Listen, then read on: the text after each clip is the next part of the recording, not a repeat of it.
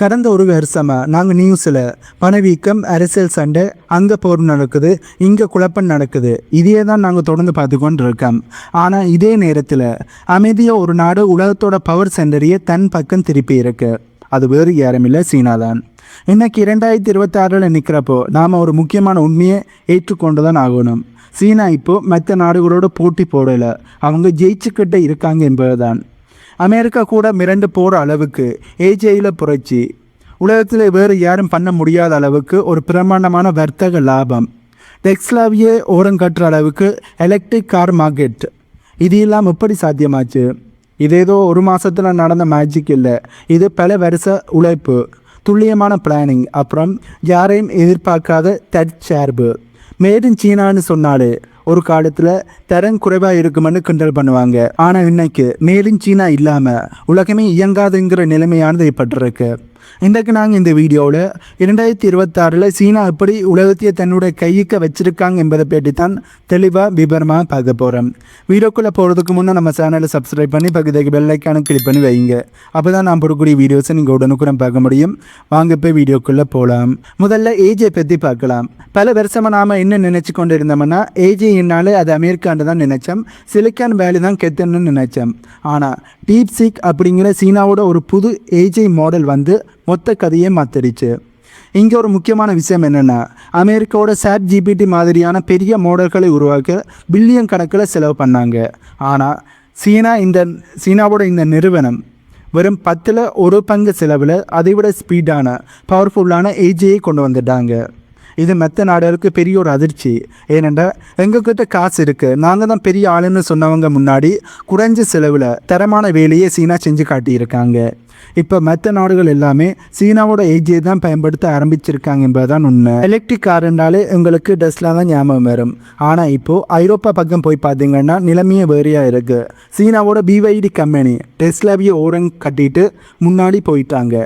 BYDயோட car விற்பனை கிட்டத்தட்ட 270% அதிகமாக மாறியிருக்கு. ஆனால் டெஸ்லாவோட விற்பனை பகிரங்கமாக சரிஞ்சிருக்கு. ஏன் மக்கள் சீனா காரை வாங்குறாங்கன்னா, கார் ரொம்ப ஸ்டைலிஷாக இருக்குது, டெக்னாலஜி அதிகமாக இருக்குது, முக்கியமாக விலை ரொம்பவே குறைவாக இருக்குது. அரசாங்கங்கள் எவ்வளவு தான் டேக்ஸ் போட்டாலும் மக்கள் தரம் வேணும், டெக்னாலஜி அதிகமாக இருக்கணும், விலை குறைவாக இருக்கணும்னு சொல்லி சீனாவோட காரை தேடி போக ஆரம்பிச்சிருக்காங்க, தேடி போய் அதிகமாக வாங்க ஆரம்பிச்சிருக்காங்க. இன்னும் ஒரு முக்கியமான விஷயம், சீனாவோட சாஃப்ட் பவர். பல வருஷமாக மேற்கத்திய ஊடகங்கள் சீனாவை பற்றி ஒரு தப்பான பிம்பத்தை உருவாக்கி வச்சுருந்தாங்க. சீனாவில் சுதந்திரம் இல்லை, அங்கே ஊர் சுற்றவே முடியாதுன்னு சீனாவை பற்றி ரொம்ப மோசமான தகவல்களைத்தான் மேற்குலக நாடுகள் பரப்பினாங்க. ஆனால் போன வருஷம் சீனா தரப்புலேருந்து விசா இல்லாமல் நிறைய நாட்டு மக்கள் உள்ளே வரலாம்னு பெர்மிஷன் கொடுத்தாங்க.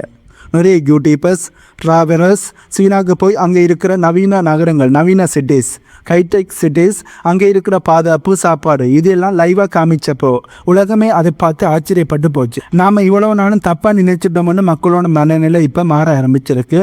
இதுதான் சீனாவோட மிகப்பெரிய வெற்றி என்று சொல்லப்படுது. ஏன்னா மேற்குலக நாடுகளோட புறப்பேண்டா செய்திகள் அனைத்தையுமே இப்போ சீனா தவிடுபொடி ஆக்கி இருக்கிறார்கள். அதுவும் அமெரிக்காவோட புறப்பேண்டா செய்தியிலே தவிடுபொடி ஆக்கி இருக்கிறார்கள் என்றால் அது சீனாவுக்கு மிகப்பெரிய வெற்றி தானே. அடுத்தது சீனாவோட ரோபோட்டிக்ஸ். சீனா தயாரித்த அந்த மனித உருவ ரோபோக்களை, அதாவது ஹியூமனைட் ரோபோட்ஸை நீங்கள் பார்த்துருப்பீங்க. முதல்ல அதெல்லாம் டான்ஸ் ஆடுறதுக்குன்னு தான் நினச்சோம். ஆனால் இப்போது சீனா அதை வேறு லெவலுக்கு கொண்டு போயிட்டாங்க.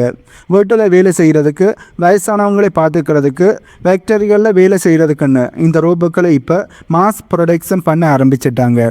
உலகத்தில் ஆட்கள் பற்றாக்குறை வர்றப்போ இந்த ரோபோக்களை வச்சு மொத்த உற்பத்தியும் சீனா தன்னோட கட்டுப்பாட்டில் வச்சிருக்கும் என்பதுதான் உண்மை. அடுத்தது அவங்களோட சீனாவோட கட்டுமான வசதி. ஒரு பெரிய பாலத்தையோ அல்லது ரோட்டையோ கட்டுறதுல சீனாவை அடிச்சுக்க இங்கே இந்த உலகத்தில் யாருமே இல்லை என்பதுதான் உண்மை. அது மட்டும் இல்லாமல் இப்போ உலகத்துக்கு பெரிய பிரச்சனை என்றாலே அது கரண்ட் தான், எலக்ட்ரிசிட்டி. ஏஜே கார்களுக்கு ஏகப்பட்ட கரண்ட் தேவைப்படுது.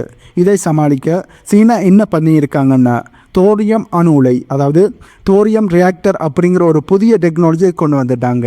இது ரொம்பவே பாதுகாப்பானது, மலிவானது. மற்ற நாடுகள் இதை பற்றி பேசிக்கிட்டு இருக்கும்போது சீனா அதை செஞ்சு முடிச்சுட்டாங்க.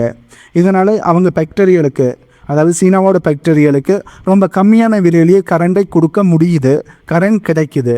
அடுத்ததாக அமெரிக்கா போட்ட தடைகளை சீனா தவிடுபொடி ஆக்கியது தான் இதில் ஹைலைட்டு.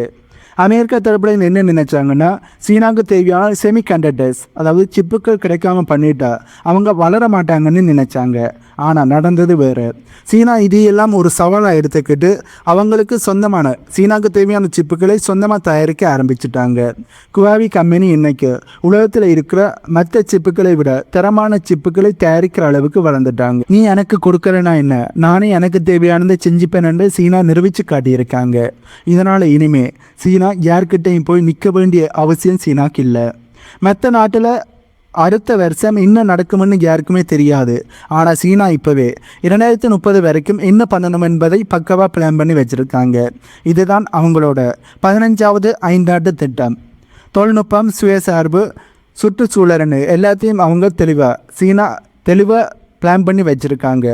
மற்ற நாடுகள் இன்னைக்கு என்ன பண்ணலாம்னு யோசிக்கும் போது சீனா அடுத்த 10 வருஷத்துக்கு அப்புறம் என்ன பண்ணணும்னு வேலையை செஞ்சுக்கிட்டு இருக்காங்க என்பதுதான் உண்மை. சரி, இவ்வளவு நேரம் நாங்கள் நிறைய விஷயங்களை பார்த்துட்டோம். இப்போ நிறைய பேருக்கு ஒரு கேள்வி அனுப்பும், இதெல்லாம் நமக்கும் உலகத்துக்கும் என்ன சொல்ல வருதுன்னு.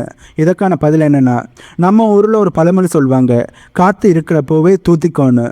சீனா அதைத்தான் செஞ்சு கொண்டிருக்காங்க. உலகம் பெரியோரு பொருளாதார குழப்பத்தில் இருந்தப்போ மற்ற நாடுகள் எல்லாம் அடுத்த எலெக்ஷனில் யார் ஜெயிப்பாங்கன்னு சண்டை போட்டுக்கொண்டு இருந்தப்போ சீனா மட்டும்தான் அடுத்த 10 வருஷத்தில் நாம் எங்கே இருக்கணும் அப்படிங்கிற இலக்கிய நோக்கி ஓடிக்கிட்டே இருந்தாங்க. நாம் இந்த வீடியோவில் பார்த்த அனைத்து விஷயம் ஒரு நாட்டோட வெற்றி மட்டுமில்லை, இது ஒரு பெரிய ஒரு பவர் ஷிஃப்ட். இத்தனை காலமாக மேற்கு நாடுகள் தான் உலகத்தோட திசையை தீர்மானித்தாங்க.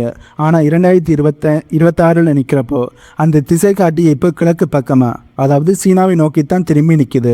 நிறைய பேர் கேட்கலாம், சீனாவுக்கு சவால்களே இல்லையான்னு. கண்டிப்பாக இருக்குது. ஆனால் மற்ற நாடுகளுக்கும் சீனாவுக்கும் பெரிய ஒரு வித்தியாசம் இருக்குது. மற்றவங்க பிரச்சனையை பார்த்து பயப்படுவாங்க, ஆனால் சீனா அந்த பிரச்சனையே ஒரு வாய்ப்பாக மாற்றுவாங்க. அதாவது தங்களுக்கு வர பிரச்சனையே ஒரு வாய்ப்பாக மாற்ற ஆரம்பித்து அதில் இந்த எப்படி முன்னேறலாம் என்று தான் ட்ரை பண்ணுறாங்க. அமெரிக்கா தடைகளை போட்டப்போ சீனா வருத்தப்படையில் நமக்கு தேவையான சிப்புகளை நாமளே சொந்தமாக தயாரிக்கலாம்னு சீனா இறங்கிட்டாங்க. அந்த தன்னம்பிக்கை தான் இன்னைக்கு அவங்கள இந்த இடத்துல உட்கார வச்சிருக்கு. இப்போ 2026 முதல் பாதியில் பல நாடுகள் அமெரிக்காவை விட்டு மெல்ல மெல்ல விலக்கி சீனாவோட கைகோக்க ஆரம்பிச்சிட்டாங்க. இது வெறும் ஆரம்பம் மட்டும்தான். இனி வர்ற காலங்களில் டெக்னாலஜி, பணம், அதிகாரம்னு எல்லாமே சீனாவை சுற்றித்தான் இருக்க போகுது. நாம் இதெல்லாம் ஒரு வேடிக்கை பார்க்கிறவராக மட்டும் இல்லாமல் இந்த மாற்றங்கள் நம்ம வாழ்க்கையிலே எப்படி பாதிக்கும் என்பதை புரிஞ்சுக்க வேண்டிய ஒரு கட்டாயத்தில் இருக்கோம். சீனாவோட இந்த அசுர வளர்ச்சி உலகத்தில் இருக்கிற ஒவ்வொரு மனுஷனோட எதிர்காலத்தையும் ஏதோ ஒரு விதத்தில் பாதிக்க போகுது. இந்த வீடியோவில் சீனா 2026 எப்படி பவர்ஃபுல்லாக இருக்காங்க, இனி எப்படி பவர்ஃபுல்லாக இருக்கணும் என்பதற்கான நடவடிக்கையில் ஈடுபடுறாங்க என்பதை பற்றி பார்த்துருக்கேன். இந்த வீடியோ உங்களுக்கு புதிய ஒரு புரிதலை கொடுத்துருக்குமென்னு நம்புகிறேன். இந்த மாற்றத்தை நீங்கள் எப்படி பார்க்குறீங்க? சீனா உலகத்தோடு அசைக்க முடியாத சக்தியாக மாறிடுச்சா, இல்லை இன்னும் தடைகள் இருக்கா? உங்களோட கருத்துக்களை கீழே கமெண்டில் சொல்லுங்கள். இந்த வீடியோவில் நான் சொன்ன தகவல்கள் உங்களுக்கு புதிதாக இருந்திருக்குமென்னு நம்புகிறேன். இந்த தகவல்கள் உங்களுக்கு புதிதாக இருந்தால் இந்த வீடியோக்கு லைக் பண்ணி நம்ம சேனலை சப்ஸ்கிரைப் பண்ணி பக்கத்துக்கு பெல் ஐக்கானை கிளிக் பண்ணி வைங்க. அப்போ தான் நான் போடக்கூடிய வீடியோஸை நீங்கள் உடனுக்குடன் பார்க்க முடியும். இன்னும் ஒரு புதிதான தகவல்கள் உள்ளடங்கிய புதிய வீடியோவில் உங்களை மீட் பண்ணுறேன்.